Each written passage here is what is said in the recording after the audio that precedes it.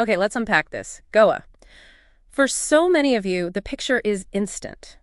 Sun, sand, maybe a gentle breeze, and that legendary laid-back vibe. It feels like India's ultimate beach escape, doesn't it? It really does. That's the image.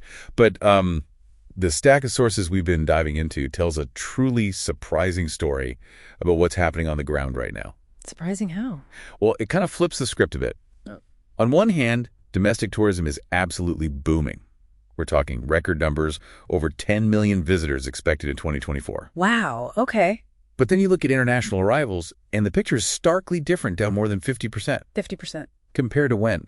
Compared to just before the pandemic, only a few years back. That's the paradox we're grappling with in these sources, isn't it? Record numbers overall, but this significant, sharp decline in foreign visitors, it just begs the question, what is fundamentally changing for Brand Goa? Exactly. Yeah. Is it just evolving naturally, or are there, deeper issues maybe eroding its global appeal? And that's what this deep dive is about, right? Yeah. Revealing the key challenges highlighted in this material. Yeah. And one of the most striking things coming out of the sources is the sheer friction points visitors are reporting, starting with cost. Ah, okay. Used to be seen as pretty affordable. Right. But sources show significant price hikes now, particularly in accommodation. But the issue that comes up again and again, almost like a central pain point, it's transportation. You mean just getting around once you're actually there? Precisely.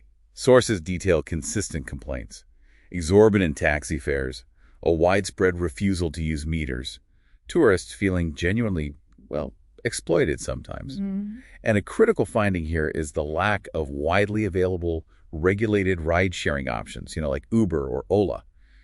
It forces reliance on this existing system. And that system isn't always friendly. Reports even mention tourists feeling intimidated, maybe even threatened, for just accepting a ride from someone outside the traditional taxi setup. So when you compare this experience and the cost to other destinations, think Thailand or Vietnam, the sources make it pretty clear why some visitors might just opt out. So higher costs and a frustrating, maybe even hostile welcome when trying to get around, that's certainly chipping away at that laid-back image.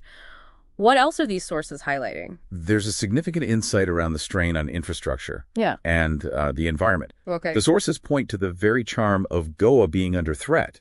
For example, waste management is a major issue. Goa, unfortunately, ranks highest in India for per capita plastic waste generation. Highest in India. That's quite something. Yeah. And you see the impact everywhere. Litter, overwhelmed sewage systems. And then there's unregulated construction encroaching on natural spaces, even heritage sites. It sounds like the sheer volume of visitors is literally overwhelming the system and the environment itself. That's exactly the dynamic of overtourism the sources describe. You've got poor roads, traffic jams, an explosion of unchecked rental vehicles. It amplifies the pressure. And the environmental degradation beaches operating beyond their capacity, water tables depleting it presented not just as an inconvenience, but as a critical threat to Goa's long-term future as a destination. So the current growth model, it's just not sustainable, according to this analysis. That's the clear signal, yeah. Which brings us to another insight, Tutin, who is actually visiting seems to be changing. How so? Well, you've got that decline in international visitors, especially younger ones. One local politician, an MLA, is quoted in a source saying something like, the new generation is not ready to come to Goa. Interesting phrasing. Yeah. And that's running parallel to the booming domestic market. It signals a clear demographic shift. And this raises questions highlighted in the material about whether authentic Goan culture is being diluted or overshadowed. Right. There's also a concerning trend noted in some reports, the rise of certain segments of domestic tourism, reportedly visiting primarily for drug consumption. Oh. And these visitors apparently contribute minimally to the local economy while adding significant social strain. That's a stark illustration, isn't it, of the non-economic costs of just unmanaged tourism. It really underscores that focusing only on visitor numbers misses the broader picture, the broader impact. And underneath all this, what about policy or governance? Ah, yes. The sources consistently point to policy gaps and, frankly, governance failures. There seems to be a fundamental disconnect, analysts suggest, between the government and crucial stakeholders. Like the taxi unions resisting app-based services. That's a prime example cited. And crucially, enforcement of existing rules appears weak, whether it's tackling illegal construction or environmental violations. The follow-through isn't always there. So the rules might exist on paper, but Often that appears to be the case. based on these reports. And this highlights a central dilemma, managing mass tourism versus fostering quality, sustainable tourism. Right, volume versus value, essentially. Exactly. The focus on sheer volume, while maybe good for headline numbers, can strain resources without bringing proportional economic return, especially from lower spending segments. This governance challenge, balancing short-term gains with long-term sustainability, is critical. And external factors. It just make it harder.